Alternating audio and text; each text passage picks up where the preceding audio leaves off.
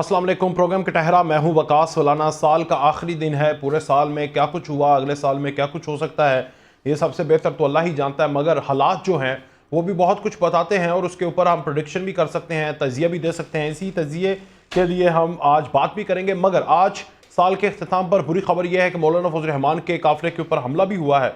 मगर एक तरफ तो पाकिस्तान तहरीक इंसाफ, नून लीग, पीपल्स पार्टी इलेक्शन के लिए बिल्कुल तैयार थे। मगर पहले खिलाड़ियों से बल्ले का निशान छीना गया। उन्होंने बल्ले का निशान हाईकोर्ट से वापस लिया। उसके बाद खिलाड़ी ही गायब होते हुए नजर आ रहे हैं क्योंकि उनके कागजात नामजदगी, मुतअद्दिद रहनुमाओं के कागजात नामजदगी मुस्तरद होते जा रहे हैं। और आज बैरिस्टर गौहर जो मौजूदा चेयरमैन तहरीक इंसाफ हैं, उन्होंने कहा कि 90% पाकिस्तान तहरीक इंसाफ के लोगों के कागजात नामजदगी मुस्तरद कर दिए गए हैं। नवाज शरीफ तो चाहते हैं कि कोई भी मैदान के अंदर पाकिस्तान तहरीक इंसाफ का खिलाड़ी ना हो ताकि वो आसानी के साथ जीत जाएं। तो क्या अगर इसी तरह इलेक्शन हो जाते हैं और नवाज लीग यानी नून लीग के खिलाफ या नवाज शरीफ के खिलाफ उस हलके में जहां पर जो पिछली वजीर सेहत हैं डॉक्टर यास्मीन राशिद साहिबा या वो या कोई और भी उनके खिलाफ खड़ा नहीं होता, कोई और इंडिपेंडेंट खड़े हो जाते हैं, लेकिन असल मुकाबला तो इन्हीं के साथ था, ये नहीं होते, तो ऐसी जीत का भी क्या करना, ये लेजिटिमाइज तो होगा मगर क्या मॉरली ठीक होगा, ये बड़ा सवाल है। शहजाद सईद चीमा साहब, ब्रिगेडियर रिटायर्ड फारूक हमीद साहब और सलमा भट्ट साहबा हमारे साथ मौजूद हैं, बहुत शुक्रिया। ब्रिगेडियर साहब, मैं आज आपसे आगाज करूंगा। एक तो पूरा साल आपकी नज़र में कैसा रहा? साल 2024 था, साल 2023 को देखकर आपको लगता है मजीद सख्त होने वाला है, नरम होगा, पाकिस्तान तरक्की करेगा? एक तो ये, और दूसरा साल 2024 के अंदर इलेक्शन काबिल कबूल होंगे सबको? बिस्मिल्लाहिर्रहमानिर्रहीम। बहुत शुक्रिया वकास भाई, बड़े आपके पॉइंटेड और सख्त सवालात हैं, लेकिन मैं क्विकली आपको जवाब ये दूं कि 2023 was a very tough year. कुछ एंड में अच्छी डेवलपमेंट्स भी हुई। 9 मई का जो सानिया मैं कहूँगा वो unprecedented in the history of Pakistan. उसके बाद पाकिस्तान की पॉलिटिकल डायनेमिक्स जो है वो बिल्कुल चेंज हो गई। एक मेजर पार्टी पीटीआई, जारी बात है उनका जो जिस तरह पे केसेस बन रहे हैं और अभी तक वो बड़े जेर ताब हैं। नॉमिनेशन पेपर्स का आपने जिक्र कर दिया, कैसे उनके नॉमिनेशन पेपर्स रिजेक्ट हो गए। तो ओवरऑल देखें, इकोनॉमी के हालात बहुत खराब थे। आईएमएफ के साथ बहुत टेंशन रही है, इन्फ्लेशन बहुत ज्यादा थी, लोग बहुत परेशान थे इकोनॉमी के हवाले से।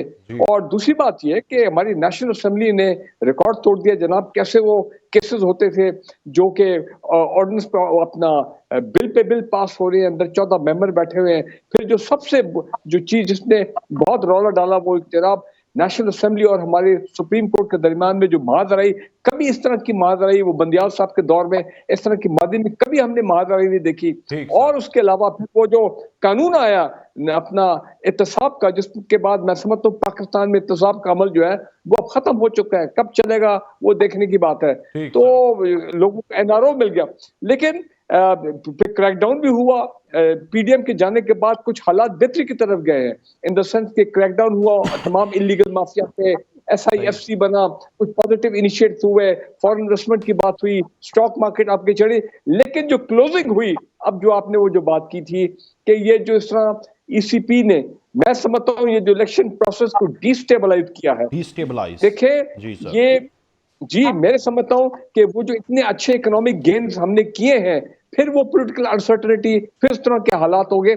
और इम्पोर्टेंट चीज ये है कि देखें, अगर 2024 में इस वक्त मेरा फोकस ये है कि 2024 के 8 फरवरी 2024 को जो इलेक्शन होते हैं, अगर वो उसमें एक मेजर पॉलिटिकल पार्टी नहीं होती तो अवाम का फिर क्या इंटरेस्ट होगा।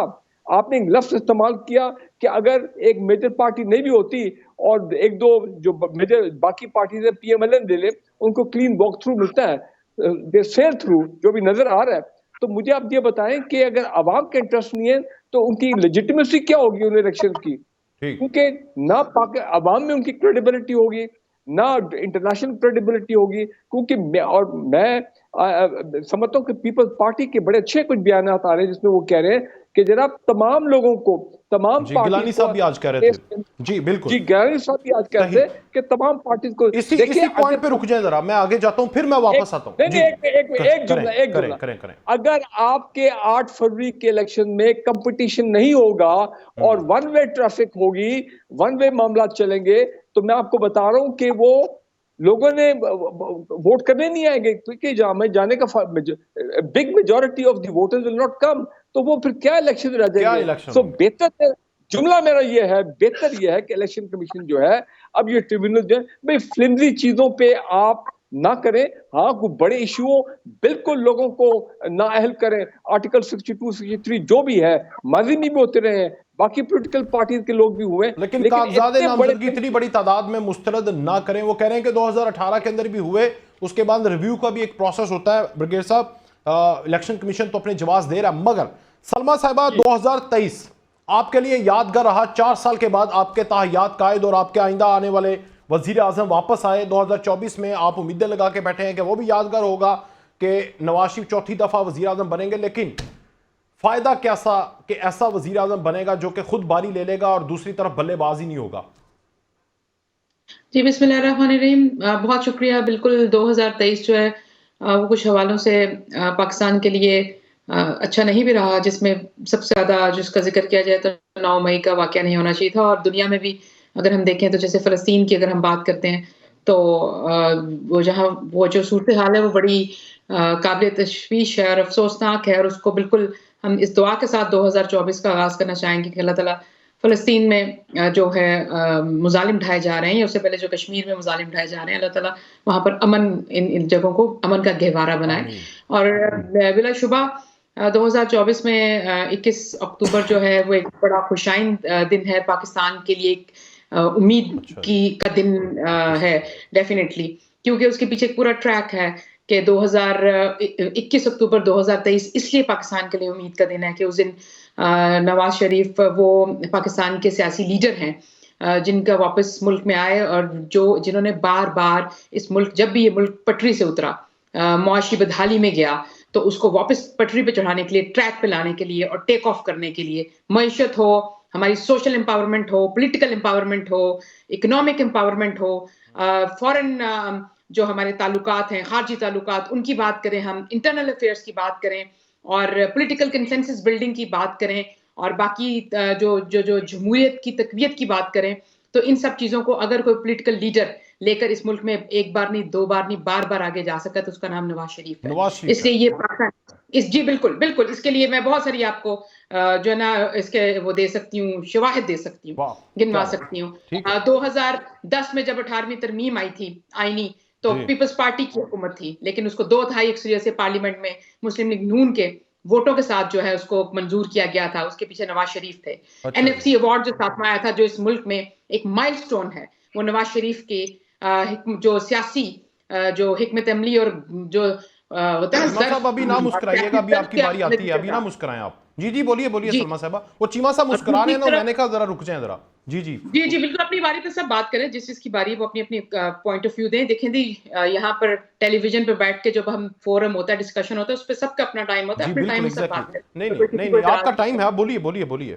जी, दूसरी तरफ ये है कि बिल्कुल हम इसको बड़ा खुशाइन देखते हैं। 8 फरवरी को इलेक्शन डेफिनेटली होना चाहिए, क्योंकि इस मुल्क का एक ही हल है पाकिस्तान का, वो है जमहूरियत, जमहूरियत, पार्लियामेंट, जमहूरियत और पार्लियामेंट। जमहूरियत यहाँ और पर पार्लियामेंट। इलेक्शन हर 5 साल के बाद होने होंगे। हम जब तक पार्लियामेंट को मजबूत नहीं बनाएंगे, पाकिस्तान आगे नहीं चल नहीं सकता। चल सकता। यहाँ पर हमें अगर इन मुश्किल तरीन, और देखें, जब भी कोई बदतरीन हालात आते हैं पाकिस्तान पे, मुश्किल हालात आते हैं, चाहे वो बिजली का बहरान हो, चाहे वो दहशतगर्दी की जो है ना वो ऊंचाई हो, चाहे अब मुआशी बदहाली की ऊंचाई और अब जरा मौका बेरोजगारी दें, और वो नवाज महंगाई शरीफ ने है, आके निकाला तो है, बस नवाज बात शरीफ समझ ने गया। निकाला। और दूसरी एक और, सिर्फ अगर आप बिल्कुल नवाज शरीफ ने निकाला और आइंदा भी नवाज शरीफ ही निकालेंगे, वो इस मुल्क के लिए उम्मीद है। और उम्मीद दूसरी है। तरफ मैं ये कहना चाहूंगी कि सियासी जमातें और सियासतदान जो हैं, उनका किरदार इस मुल्क में हमेशा बहुत अच्छा रहा है, और वो काबिल सत्ताइश है हर ठीक। जगह पे, हर सतह पे, हर अच्छा वक्त जी। में। क्योंकि सियासतदानी वाहिद वो फोरम, वो कम्युनिटी है जो हमेशा जब पाकिस्तान मुश्किल में आता है, अवाम मुश्किल में आती है, तो उनके अंदर जाकर खड़े होते हैं, तो फिर उन बता दें, मुश्किलात के बीच पाकिस्तान में खड़े होते हैं और सामना करते हैं। इतनी गहराइयों में गया तो ये किन की वजह से गया, उसका नाम ले दें फिर।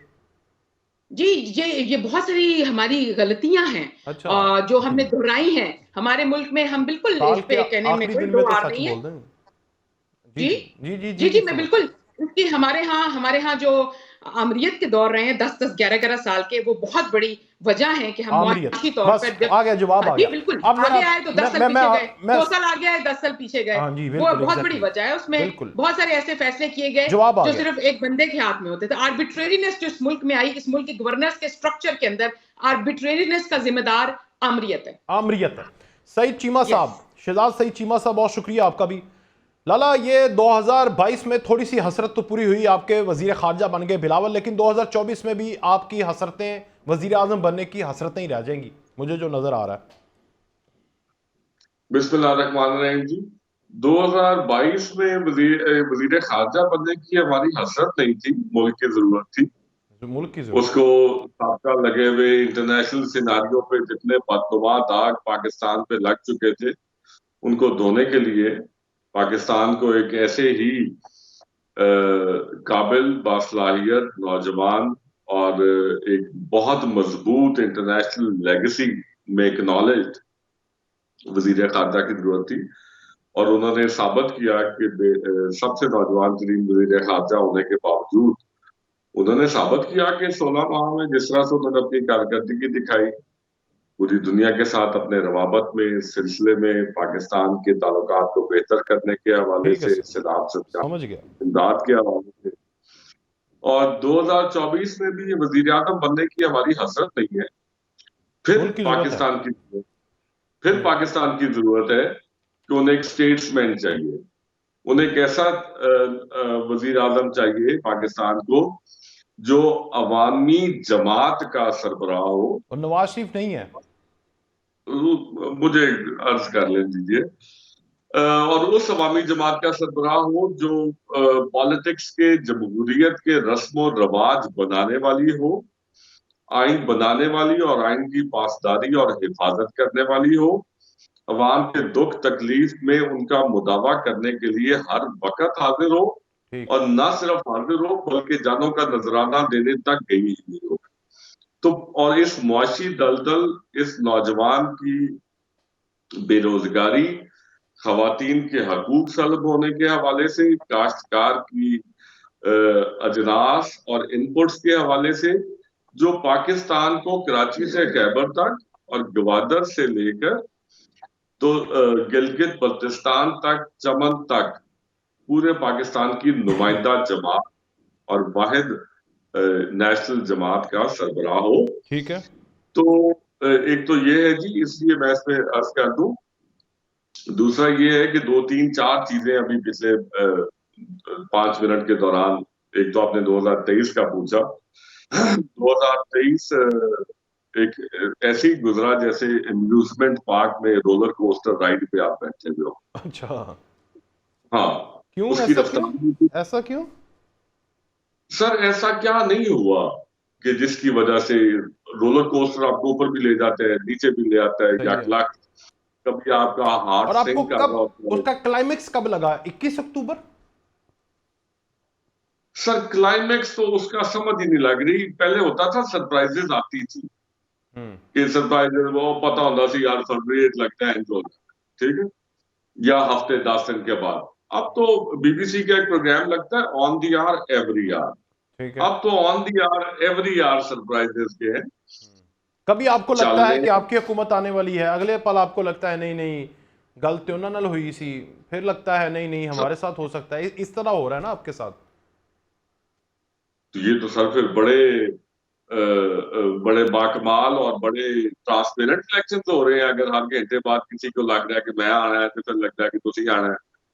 आपको नहीं इसकी लग रहा? ट्रांसपेरेंसी आपको नहीं ऐसा आपके लग रहा? जुमले नहीं। नहीं, मैं आपसे पूछ मुझे रहा ना हूँ। एक याद आ गया, मैं थोड़ी एक आपकी बात पंजाबी से का आपसे एक पूछ मिसर। रहा हूँ। जी जी बताएं, पंजाबी का मिसरा बताएं, वो तो मैं जरूर सुनूंगा। हाँ जी, कि सुंजियां हो जान गलियां विच मिर्जा यार। सलमा ऐसे साहबा, नहीं होना चाहिए। सलमा साहबा, मिर्जा यार नवाज शरीफ ही नजर आ रहा है इस वक्त। फिर मैं ब्रिगेड साहब की नहीं तरफ जी, जाऊंगा। मिर्जा यार 2018 में फिर के चला गया, जिसके लिए आरटीएस बिठाया गया, जिसके लिए यहाँ पर प्री पोल रिगिंग की गई, पोलिंग डे रिगिंग की गई, जिसके लिए लोगों को कि पीएमएलएन की टिकट्स वापस कराएगी लोगों को और कहा कि आजाद इलेक्शन और लड़ो। अभी ये सब कुछ नहीं हो 2018 रहा। के इलेक्शन की बात है, तब अल्लाह, मिर्जा यार के दिल लिए पे हाथ गलियां रख के सूंजी कहें, की अभी गई ये थी। सब कुछ नहीं हो रहा। अभी जी नवाज शरीफ को के जो जितने भी अदालती फैसले आए हैं, आपको खुद भी मालूम है कि 6-6, 7-7 साल के मुकदमे भुगतने के बाद आए हैं। नवाज शरीफ ने 200 से ज्यादा पेशियां भुगती हैं, नवाज शरीफ ने जेलें काटी हैं, नवाज शरीफ की बेटी ने बगैर कोई ऑफिस होल्ड किए जेलें काटी हैं। बेशक। नवाज शरीफ की जो पार्टी है मुस्लिम लीग नून, उसकी सारी टॉप टियर लीडरशिप सालों, महीनों, सैकड़ों दिनों जेलों में गुजार कर आई है, मौत की चक्कियों में रहकर आई है। नाजायज इन जो सियासी इंतकाम के केसेस है वो भुगत कर आए हैं हम लोग। सही। आप हमारी लेगेसी देखें पिछले 5 सालों की, कहां से मुस्लिम लीग नून गुजर कर आई है। आप किस तरह मुस्लिम लीग नून के बारे में ये जुमला भी कोई बोल सकता है कि मुस्लिम लीग नून को कोई रिलीफ मिला या कोई फेवर दी जा रही है। जो सूंजियां गलियां की गई थी वो 2018 के इलेक्शन में की थी, उसका ताना बना 2014 के वो जो धरना किया गया था 126, वहां से वो शुरू हुई थी गलियां। और वो 2017 में जो जेआईटी का फैसला करवाया गया था नवाज शरीफ को ना अहल करने का और इलेक्शन से बाहर रखने का, वो की गई थी सूंजी गलियां। वो जो तमाम पॉलिटिकल पार्टीज की जो टॉप टियर लीडरशिप थी उनके ऊपर केसेस बने, उसमें पीपल्स पार्टी भी थी, उसमें बहुत, उसमें जरदारी साहब भी थे, उसमें उनकी बहन भी थी, उनमें और वो खुर्शीद शाह साहब भी थे, बहुत से सीनियर लोग थे जो सारे जेलों में थे। जिन लोगों को नाअहल किया गया था मुस्लिम लीग नून के, जिसमें दानियाल अजीज थे, जिसमें तलाल चौधरी थे, हनीफ अब्बासी थे, मैं एक पूरी लिस्ट गिनवा सकती हूँ जिनको इलेक्शन ही लड़ने दिया गया, जिसमें लोगों को केसेस में और जो जेलों में रखा गया वो क्या था? वो आपके ख्याल में वो रिलीफ था? वो हमारे लिए सूंजियां गलियां बनी है ये सारी? नहीं जी चीमा साहब, पता लग गया दोनों, ये था सूंजियां गलियां। ये 2024 का तो बड़ा ट्रांसपेरेंट इलेक्शन है यार। सर 24 में अगर 8 फरवरी को इलेक्शन हुआ तो फिर 24 में दिसंबर में फिर इलेक्शन होगा। यार ये क्या बात कर रहे हैं आप? ये ब्रिगेडियर साहब ऐसा ही होगा? अगर 8 फरवरी को इलेक्शन हुआ तो वो कह रहे हैं दिसंबर 2024 को फिर इलेक्शन होगा। चीमा साहब ये आपको किसने बोला यार? मैं इस पर एहतजाज करता हूं, आप इस मुल्क के निजाम के साथ खेल रहे हैं मेरे प्रोग्राम में बैठकर, ऐसा ना किया करें। सर पूरा मुल्क बोल सकता है कि मैंने कुछ बोल दिया तो क्या हो गया सर, सहज हो अभी। अच्छा जी, और भी इतनी चीजें सेटिंग है ना। लो जी, तोड़े कहते सह गए। ब्रिगेडियर साहब आप बताएं ऐसा ही होगा सर? इतने हालात खराब नजर आ रहे हैं आपको? नहीं देखें, 2024 में अगर हमें फिर दोबारा कोई इलेक्शन पे जाना पड़ा toward the end of the year, तो वो तो फिर देखें ना, हमारी पूरे सिस्टम का पूरा कोलैप्स है। हमने इकोनॉमी के टर्न अराउंड करना। मेरे जो प्रोग्राम के आपके जो दोनों गेस्ट हैं वो दोनों अपनी जगह बिल्कुल ठीक फरमा रहे हैं कि बड़ी मात्रा में गलती हुई, ये सब सही बात कर रहे हैं। लेकिन अब वो वक्त आ गया जबकि ये मेन स्ट्रीम पॉलिटिकल पार्टी बिल्कुल मैदान में हैं, अपनी कैंपेनिंग कर रही है, नैरेटिव भी इनके आ रहे हैं, इनके मैनिफेस्टो जो है जिस हद तक है वो अनाउंस भी कर रहे हैं, बता भी रहे हैं, अच्छी बात है।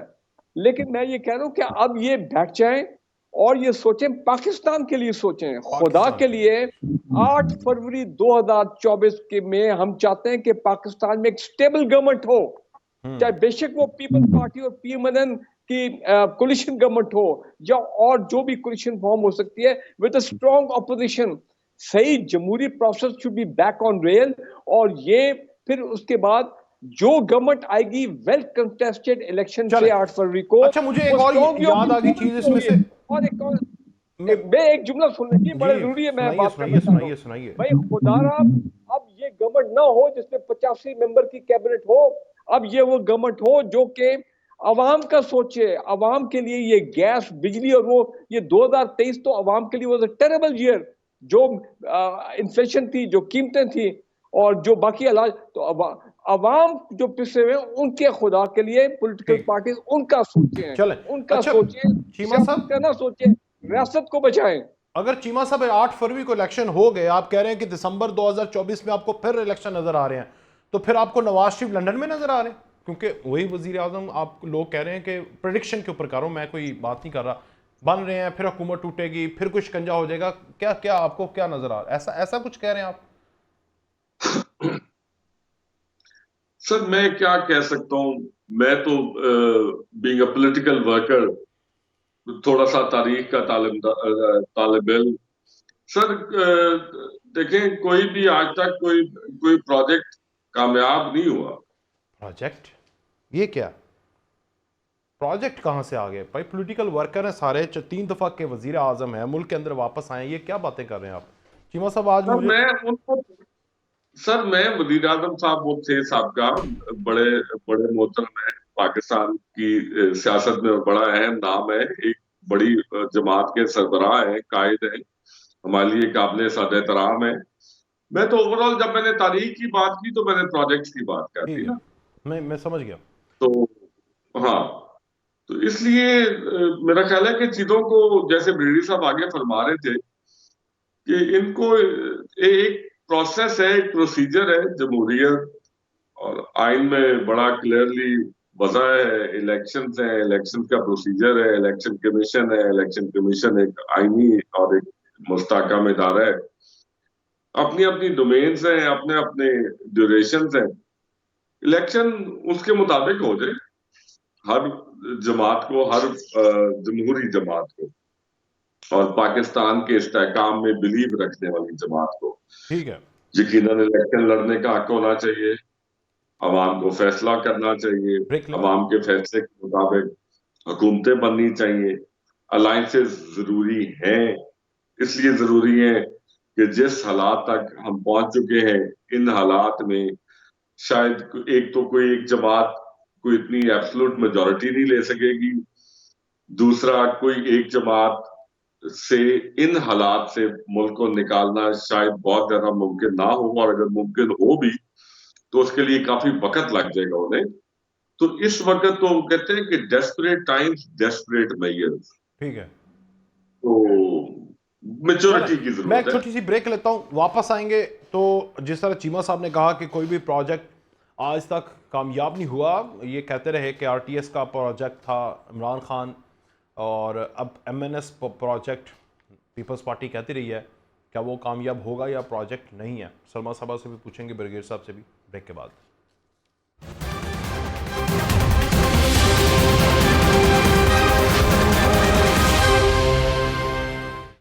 एक बार फिर से खुशामदीद सलमा साहबा। एक तो प्रोजेक्ट कोई भी कामयाब तारीख के अंदर नहीं हुआ, ये तो आपने भी देख लिया, सबने देख लिया।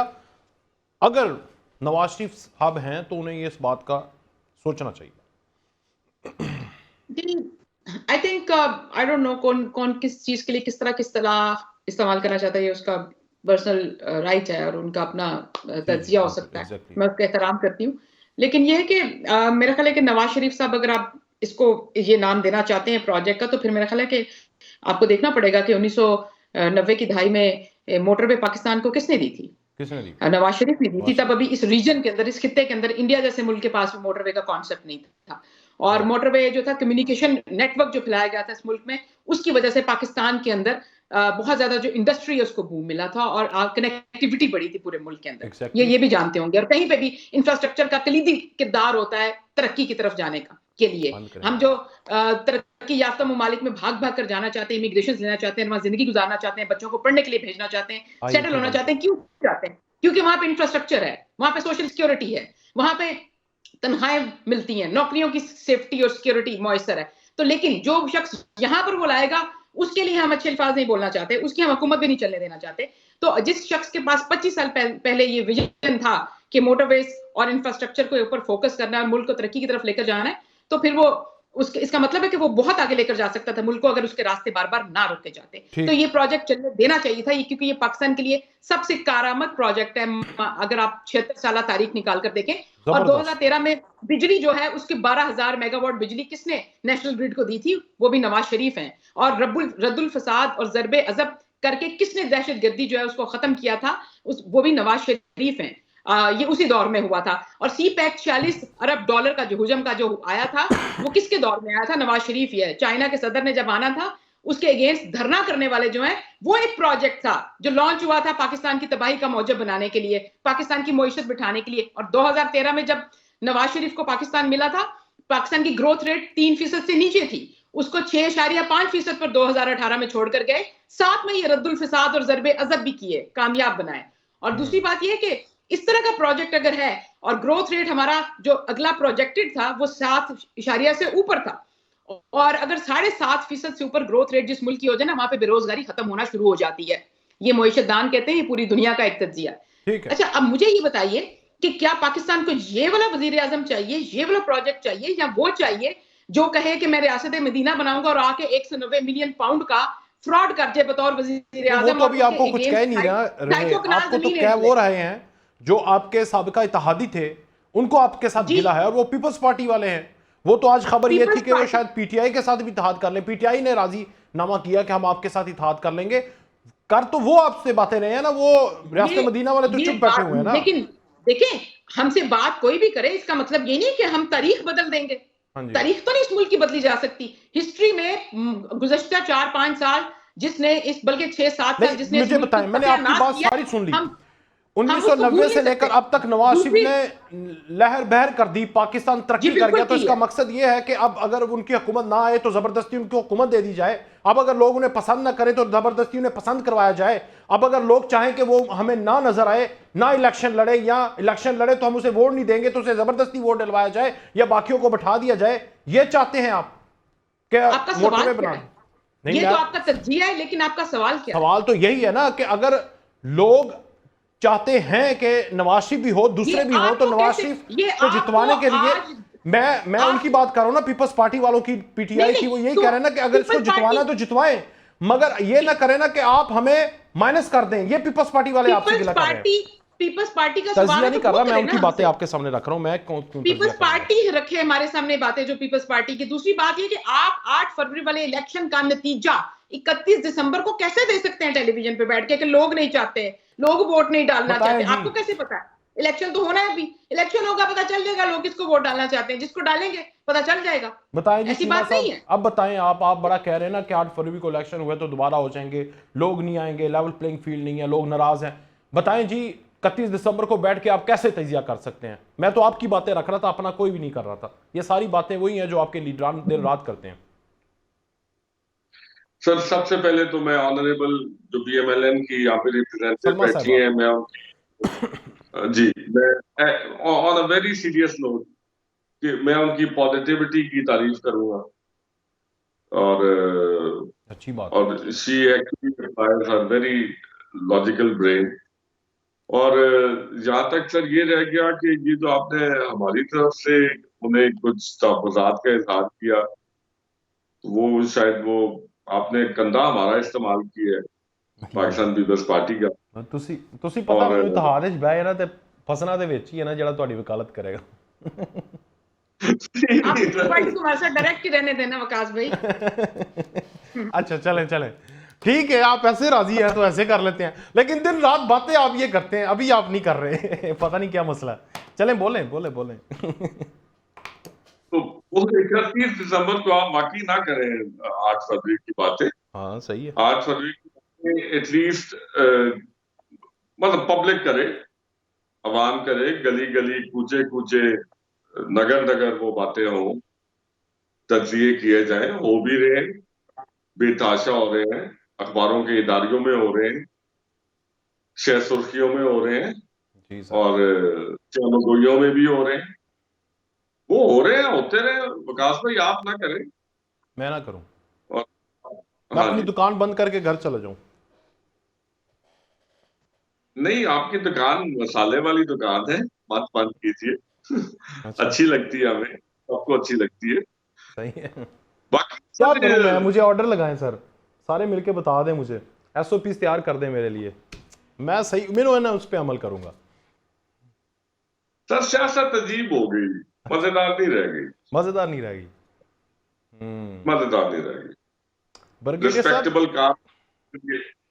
रिस्पेक्टेबल काम के लिए आए थे और मजेदार नहीं रह गई, लेकिन वर्कर है और जिस जमात से ताल्लुक तो फिर मैं मशवरा दूं आपको, बिस्मिल्लाह, आप भी घर जाएं।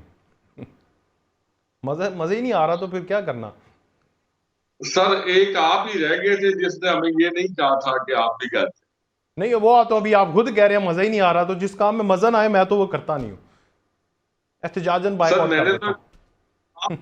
सिर्फ आप ही रह गए थे, बाकी तो हमें, लेकिन हम सर घर नहीं ना जा सकते। अवाम को कहाँ छोड़े, उसकी तकलीफ को कहाँ छोड़े, जमहूरियत के नंबरदार हैं हम, कहाँ ले जाए उस अलम को और उस जमहूरियत को।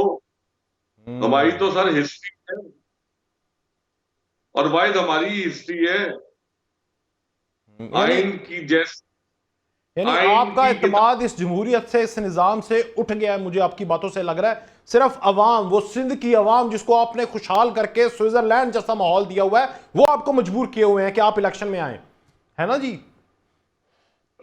सर आप क्यों महदूद करते हैं सिंध की अवाम, पंजाब की अवाम, चले सराइकी? पाकिस्तान की अवाम सर, मैं तो थोड़े बहुत इंडिया के भी सूबे डाल देता हूँ, खुश हो जाएं आप। सर ये तो ना बड़ा रवाज आ गया ज़ियाउल हक साहब के दौर में कि उन्होंने सुबाइयत, लिसानियत, बरादरीज़म, ये सारी चीजें, इससे पहले तो सर सारे पाकिस्तानी होते थे। सूबों में बांट दिया, तफरकों में बांट दिया, बरादरियों में तकसीम कर दिया। इन चीजों से आप सबक सीख लिए, निकलिए।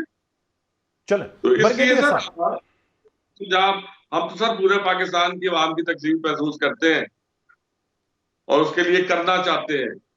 ये अभी 10 नुकाती प्रोग्राम जो 27 दिसंबर को बीबी शहीद के उस पे एनिवर्सरी पे गड़ी खुदा बख्श ने दिया है सर, वो क्या है?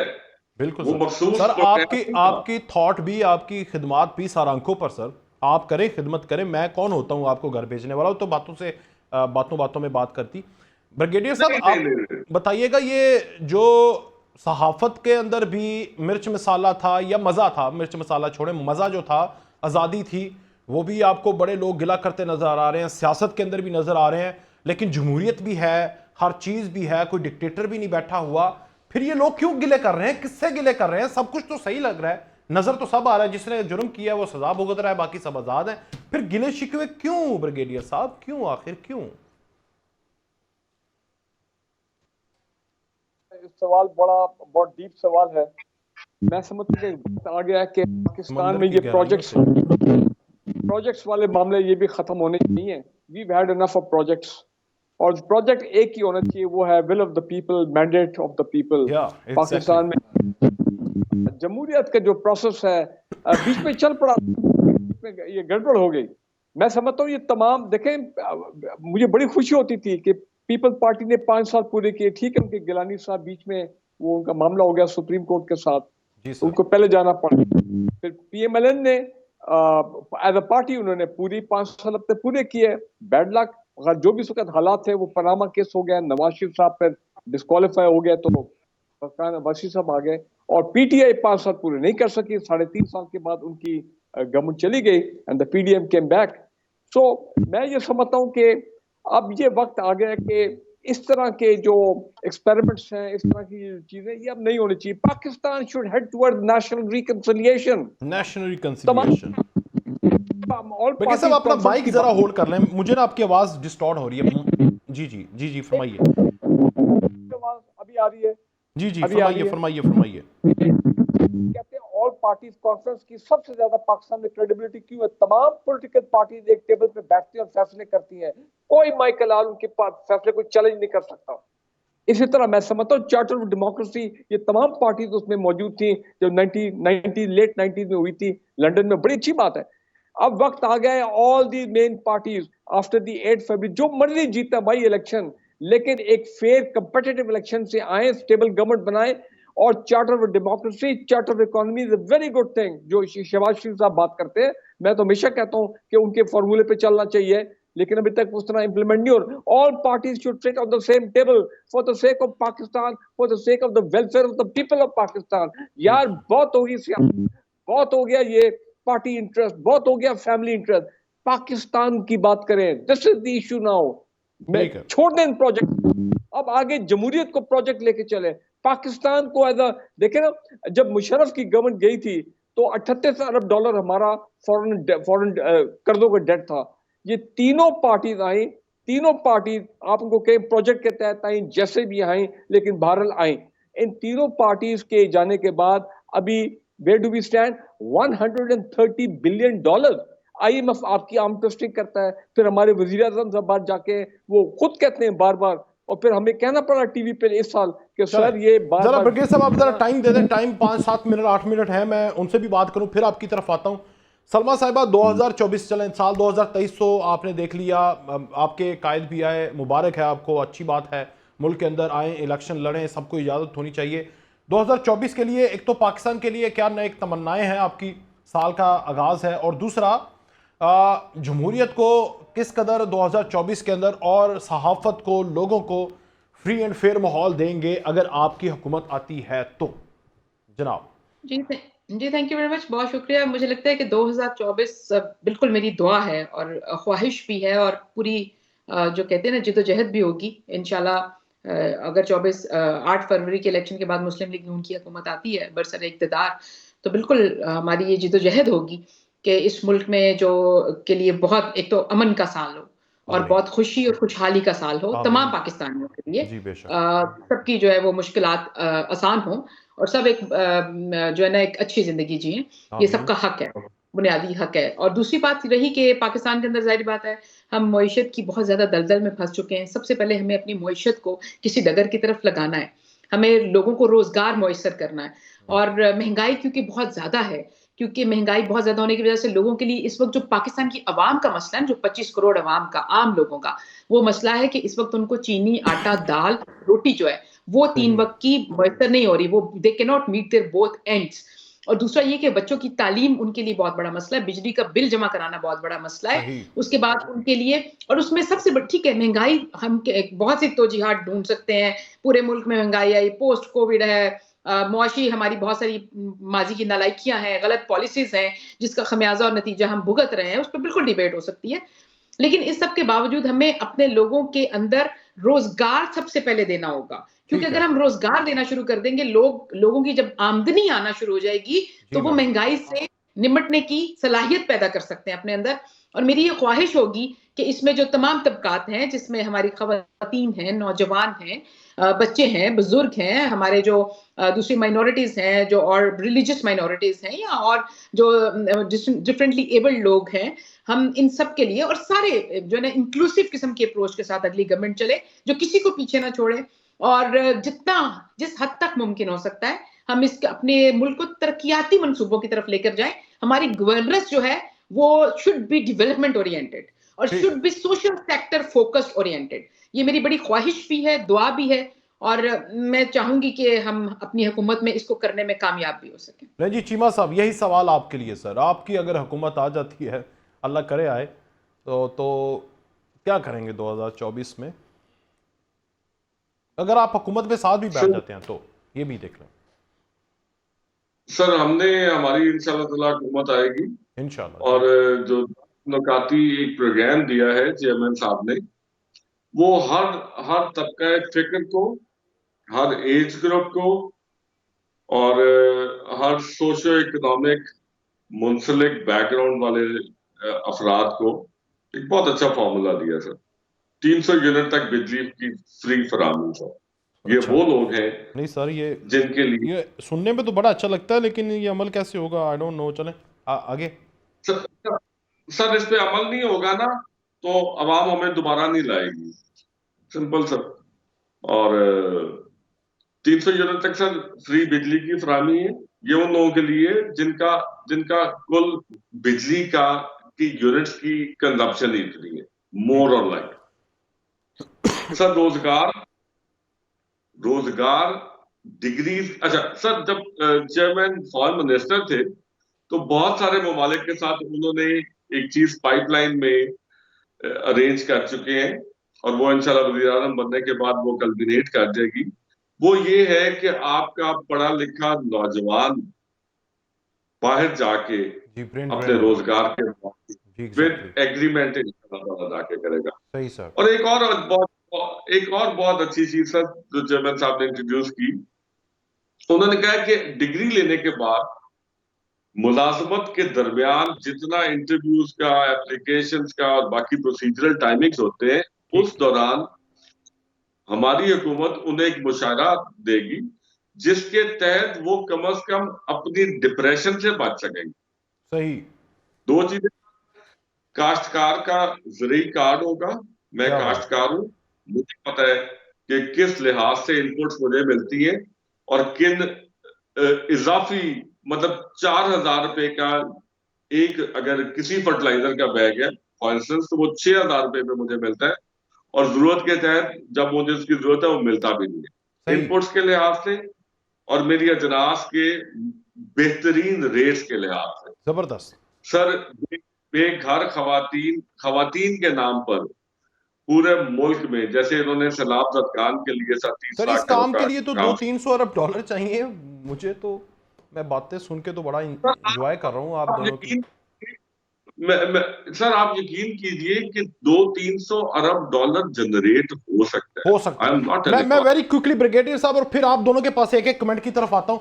ब्रिगेडियर साहब, अगर सलमा साहिबा और शहजाद सईद चीमा साहब, इन दोनों की बातें ये दोनों ही इंप्लीमेंट हो जाएं, अगर ये मिलके कर लें या बारी बारी कर लें, तो पाकिस्तान के अंदर नहीं बल्कि महसूस करेंगे वो जन्नत में रह रहे हैं। या आपको नजर आ रहा है अगले 5 सालों में पाकिस्तान इस ट्रैक पे आ जाएगा? क्योंकि सियासतदानों में बहुत सीख लिया ना, आपस में एक दूसरे की टांगे खींच के भी, सियासत करके भी। अब मुल्क और कौम के लिए करना है जनाब ब्रिगेडियर साहब। देखिए जी, नीयत में सिंसियरिटी होनी चाहिए कि हमने अवाम के लिए डिलीवर करना है। अवाम हैव सफर्ड इनफ, और पॉलिटिकल विल होनी चाहिए। और मैं ये कहूँगा, गवर्नेंस की भी बात की गई थी, चाहे ये दोनों इकट्ठे हों चाहे अलग-अलग हो, मतलब जो भी सूरत हाल निकलती है, भाई ऑस्टेरिटी की बात करें। अगर ये केयर टेकर गवर्नमेंट 15-18 मिनिस्टर के साथ पाकिस्तान चला रही है पिछले 4 महीने से, तो मुझे बताएं कि जब ये इलेक्टेड गवर्नमेंट आती है तो उनको मेरा ख्याल है 20-25 या चले मैं 30 भी कह देता हूँ, उससे ज्यादा वुज़रा और लास्ट टाइम तो 85 थे। जी जी, शहबाज कैबिनेट में। ठीक है, be the name of the game. और सहाफत की आपने बात की, बहुत ज्यादा पैमरा के रूल्स बहुत टॉक्सिक हो गए। मैं ये समझता हूँ कि हमारे जो मीडिया है उसपे कॉन्फिडेंस, उसका ट्रस्ट होना चाहिए। मुहिब वतन लोग हैं, पाकिस्तान की बात करते हैं। मेरे पास टाइम सिर्फ 30 सेकंड है। मैं एक लास्ट कमेंट लेना चाहूंगा सलमा साहबा का भी। कोई एक वर्ड आप पाकिस्तान के लिए, और फिर शहजाद सईद चीमा साल 2023 इख्तिताम पर। पाकिस्तान जिंदाबाद। चीमा साहब, पाकिस्तान जिंदाबाद जी। सर बड़ा बड़ा खूबसूरत रोशन सूरज तलू होगा यकम इंशाल्लाह इंशाल्लाह, ब्रिगेडियर साहब, अंधेरों की दलदल से निकल इंशाल्लाह। लास्ट वर्ड सर ब्रिगेडियर साहब, साल 2023 के इख्तिताम पर, 24 के आगाज पर। पाकिस्तान में अमन कायम हो, दहशतगर्दी खत्म हो, आवाम के हालात बेहतर हो, पॉलिटिकल पार्टी इसी दुआ के साथ बहुत शुक्रिया सलमा साहबा, बहुत शुक्रिया चीमा साहब, बहुत शुक्रिया ब्रिगेडियर साहब। इसी दुआ के साथ हम भी प्रोग्राम का इख्तिताम करते हैं। साल 2023 के इख्तिताम पर आखिरी प्रोग्राम था, और अल्लाह ताला से दुआ करते हैं हमारे लिए भी, आपके लिए भी, पाकिस्तान के लिए भी बेहतरी हो, नया सूरज जो तुलू हो, पाकिस्तान के लिए खुशहाली लाए, अमन लाए, और पाकिस्तान दुनिया में तरक्की करे। पाकिस्तान हर तरह की बदअमनी से महफूज रहे। पाकिस्तान की अफवाज, पाकिस्तान के लोग यकजा होकर इस मुल्क को तरक्की का, अमन का गहवारा बनाएं, जो कायद के ऐन ख्वाब के मुताबिक था। इजाज़त, अल्लाह हाफ़िज़।